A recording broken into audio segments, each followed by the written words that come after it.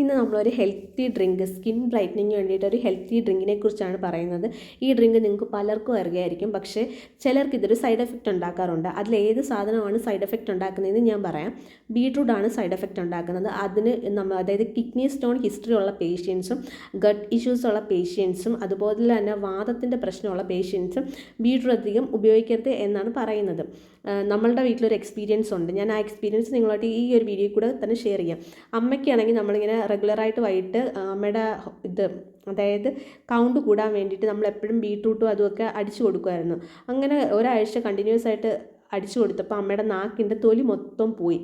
അങ്ങനെ നമ്മൾ ആ ജ്യൂസ് അടി അങ്ങ് നിർത്തി.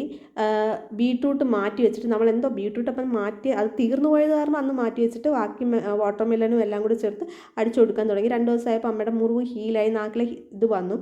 പിന്നെ അമ്മ 2 ദിവസം കഴിഞ്ഞപ്പം ബീട്രൂട്ട് മെഴുക്ക് പുരട്ടി കഴിച്ചു. അപ്പോൾ വീണ്ടും അമ്മയുടെ നാക്കിലെ തൊലി ഇങ്ങനെ പൊളിയാൻ തുടങ്ങി. അങ്ങനെയാണ് നമ്മൾ ബീട്രൂട്ടിനെ കുറിച്ച് ഇങ്ങനെ സെർച്ച് ചെയ്യുന്നതും അറിയുന്നതും.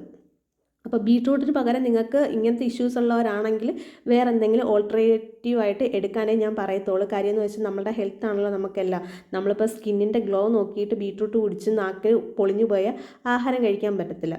അപ്പോൾ ABC ജ്യൂസാണ്. ഇതിൻ്റെ കൂടെ ഞാൻ നെല്ലിക്കയും കൂടെ ചേർക്കുന്നുണ്ട്. ക്യാരറ്റ്, ആപ്പിൾ, നെല്ലിക്ക, ബീട്രൂട്ട് ഇത് 3ഉം കൂടെ ചേർത്തിട്ടാണ് കേട്ടോ. ഇത് ഐസ് ക്യൂബ് ആക്കി വെച്ചിട്ട് ദിവസേന നിങ്ങൾ 1 ഗ്ലാസ് ചൂടുവെള്ളത്തിൽ ഈ ഐസ് ക്യൂബ് ഇട്ട് അലിയിച്ച് രാവിലെ വെറും വയറ്റിൽ കുടിക്കുക. അതൊക്കെ നിങ്ങളുടെ ഇഷ്ടം കേട്ടോ.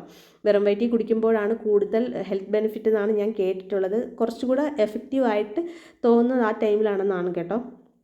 എനിക്ക് തീരെ വയ്യായിരുന്നു. മൂക്കിന് ഭയങ്കര തുമ്മലും, ഇന്ന് ഭയങ്കര അലർജി പ്രോബ്ലം ആയിരുന്നു. തുമ്മലും കിണുമ്പലും ഒക്കെ ആയിട്ടിരുന്നായിരുന്നു. അത് കാരണം രാവിലെ എനിക്ക് വോയിസ് കൊടുക്കാൻ പറ്റില്ല. ഇപ്പോഴാണ് ഞാൻ വോയിസ് കൊടുക്കുന്നത്. നിങ്ങൾക്ക് ചാനൽ ഇഷ്ടപ്പെട്ടെങ്കിൽ സബ്സ്ക്രൈബ് ചെയ്യാനും ലൈക്ക് ചെയ്യാനും മറക്കരുത്.